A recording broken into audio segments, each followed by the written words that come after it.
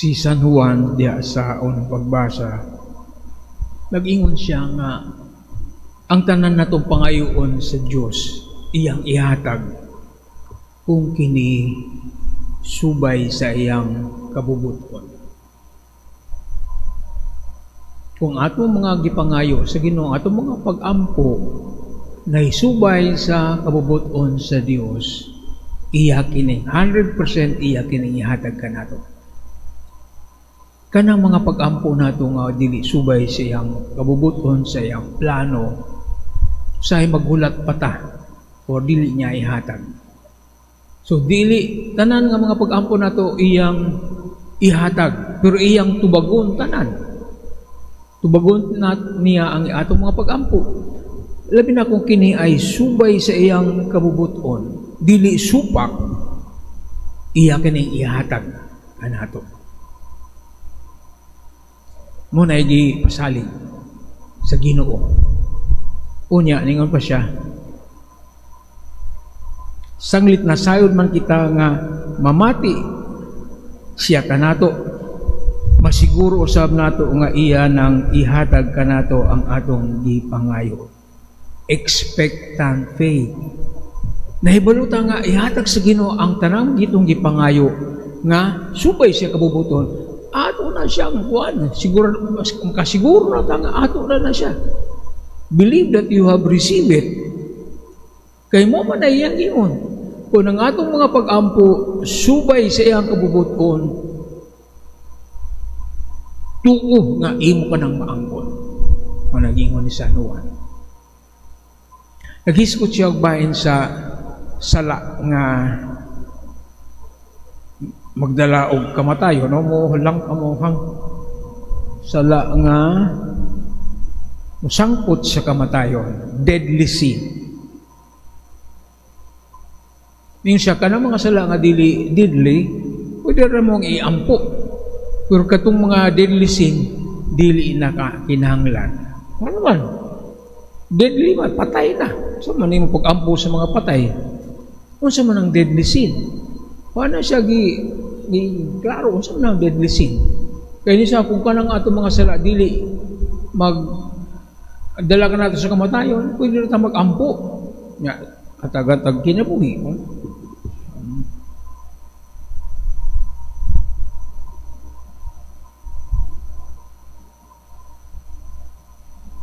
Apan adunay sala nga musangkot gayon sa kamatayon, ug dili na kinahanglan nga mag-ampo pa kamo alang niini. Unsa man ang sala nga magdala sa kamatayon? Wa siya mag-mention, pero sa katapusan aduna siya gisulti diri mga anak, likayin ninyo ang mga Diyos, idolatry. So mo din yang pasabot kanang maka magdala sa kamatayon, idolatry, worship of idols, of false gods. Kay kaniadto daghan sila mga Diyos. Labi na katong dito sa northern part kay nasakop sila sa mga foreign nations na ilang na acquire ang mga Diyos sa mga walaing mga nasod. Daghan sila mga Diyos nga ilang isimba, di ba? Ngunay tagaan pagtagan ni San Pablo, ayaw pagsimbag mga Diyos, ado paghalad kanilag mga unsang klaseng hinalad. Idolatry, worship. Muna problema nila kaniadto. Worship sila. Kung na lang nila. Anang bato, bituon, buwan. Usa lang ang Diyos nga ato. Sipa, dito sa Deuteronomio, pamati Israel, ang Ginoo lamang ang imong Diyos, way lain imong siba. Igugma ang Diyos, labaw sa tanan, sa tibok mong kasing-kasing, sa tibok mo ng huna, sa tibok mong kusog. There's only one God. Ang pinakadako nga sala kanang buhat kag Diyos. Kay monotheistic yun ang mga Hudyo. Dako nga sala nga mo simba kag laing Dios kay si Yahweh lang yon. Nya karon gi ang mga Katoliko gi akusar man sa mga laing mga reliyon, mga diliingon nato nga kita kuno nag-worship tag mga Dios. I-worship nato si Mama Mary, kana mga santos, ato kunong gisimba kana mga estatwa, dili man na pag-worship. Di man na idolatry. Sila siguro, tanaw nila. Kaya sa subrahan man ang atong kwangkod. Di man na modern idolatry karon. Modern idolatry nga labaw pa ang mga estatwa. So man ang idol is making things above or considering material things as above God. Kana bang imutagaan mas dakong pagtagad ka ng mga butang na din sa kalibutan. Mas importante pa kasi mo na idolatry. Itagaan mo dakong pagtagad kaysa Ginoo. Unsa man na sila? Daghan kayo. Gahom. Ito pa ni Father Bob. Balik-balik ko na. Ako sa gahom o bandi. Mas gihimon lang Diyos ang ilang gahom. Power, authority, position. Na mumuhat ko sila. By hook out ba ko? Kinahanglan ko mapili ko sa panahon sa eleksyon. Mamalit og boto. Manghadlok. Upatay pagkuan. Mga kalaban sa politika. Kanang dili na gusto mo hawa sa posisyon. Kupot sa posisyon, bahala na maglinog ta dili gyud ko pirmi.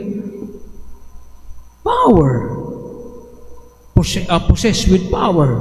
Pero mo na Diyos nila, gahom. Bandi.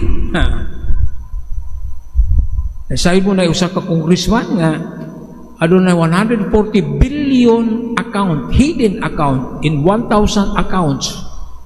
Nakita nila 142 billion. Namo ana. Bisa ganig libo tay deposito sa bangko. 142 billion sa 1,000 bank accounts. Unsa man that is idolatry. Mao na imong gihimong gisimba ang kwarta. Asa man ako dito sa mga project sa flood control. Worship of money. Usa pa? Worship sa lawas.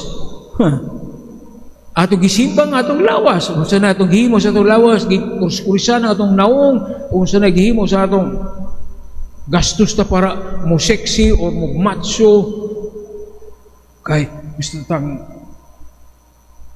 simbahon lang mga sorry na lang sa mga babae magpa-sexy o sa na lang dang tanago na atong mga panron di isa ingon na influence ka sa mga western no kanang atong mga sinina karon na mo man sinina dito sa mga beaches sa Europa karon man na siya atong ano na nang dilira dali ano man ipakita na atong lawas nga sexy ta. Kini di sa ingon nga ako giday ang mga Muslim sarado tanan wa kay makita bisa kung buhok pati mata ray makita nimo dira di magita mata kay na murag na ay face mask dira protektahan nila lang lawas because the body is sacred kita katulad halos wa na magpanty na lang magbara why we want to be worship sexy worship of the body. That is idolatry. Ano na isa kakanta kay Ed Sheeran mas guna. I love your body. I love your body. Ang lawas na maghigugma ang tao, dili. Ang lawas na kay mo na. Worship of the body. Mga batanon sa may lang worship karon. Gadgets. Social media, di na mo simba kasi nag-TikTok sila na ang utok, puro TikTok ng utok. Wala na panahon sa Ginoo. If we put anything above God, that is worship. So that's the modern world idolatry karon. Dili na ka na mga santos ka na mga di na idolatry. Di na matamutuan na. Pero mga dili mo nato, gusto lang musaway nato. Nag-worship mo na, di bawal na magbuhat ng mga kuan. Wala na, karaan na. Panahon pa na ni Mampur. Bago na ang idolatry karon. Wala sa akong gingon. Daghan pa. Pili na ako na, subayong tanan. Idolatry. That is deadly sin. Nganong deadly ba na? When you worship anything above God, you separate yourself from God. Gihimulag nimo ang pamulag nimo imong kagalingon sa Dios. Ang Dios siya ang tinubdan sa kinabuhi. Kung ma-separate ka sa tinubdan sa kinabuhi, sa may matub nimo, wa kay kinabuhi. So unsa man na? Patay. Kay God is the source of life. Nya imong giputol imong kagalingon kay naay imong lain nga gitagaan pagtagad. Kwarta, gahom, bahandi, unsa pa din yung kahilayan. You detach, separate yourself from the source of life. So may tabo nimo. Putlo nimo ang linya sa kuryente. So may brown out. Kung putol nimo ang koneksyon sa Ginoo, wala kay kinabuhi. So deadly, patay ka. Sumbi ka, nagsurusuri ka nga, wa kay kinabuhi, kay layo ka sa Ginoo, kay lain ang imong gisimba. Muna ang mensahe ni San Juan. Sa Ebanghelyo, na focus na kang San Juan nga magbubunyag. Si San Juan, nahibalo siya kung kinsa siya. Dili siya ang Mesiyas, siya lamang ang nagsunod siya naguna kang Kristo, siya ang nagpaila kang Kristo, siya ang higala sa pamanhonon. Kalipay niya ang pag-introduce sa pamanhonon si Jesus.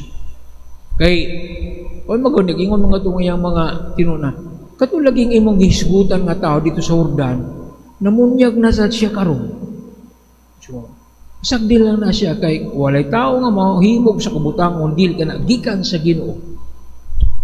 Ako dili mao Mesiyas, ako na kung di ako mao Mesiyas, ako ang nagpaila sa Mesiyas. Aron siya mailan sa mga tao. Muna ang paniwan din siya mo uswag, ako mo us-us.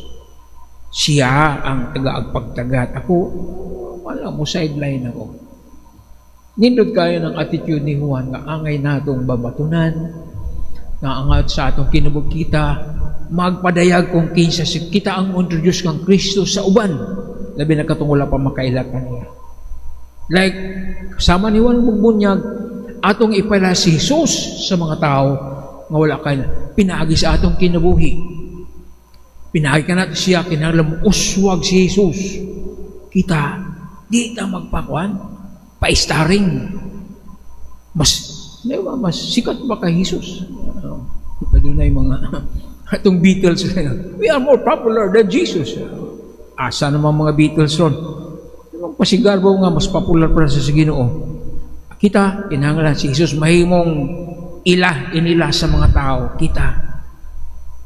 Labi na mga pari, we preach Jesus, not ourselves.